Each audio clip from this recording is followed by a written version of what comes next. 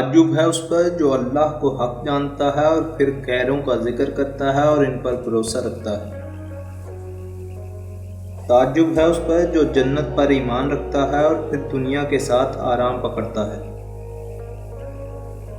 تعجب ہے اس پر جو شیطان کو دشمن جانتا ہے اور پھر اس کی اطاعت کرتا ہے۔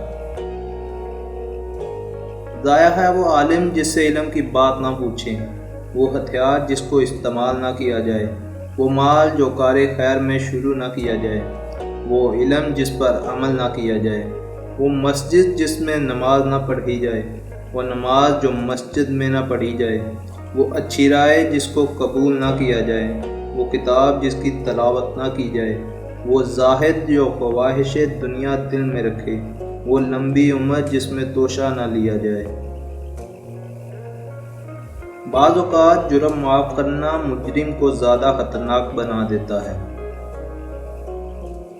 اے انسان، اللہ تعالیٰ نے تجھے اپنے لیے پیدا کیا ہے اور تو دوسروں کا ہونا چاہتا ہے۔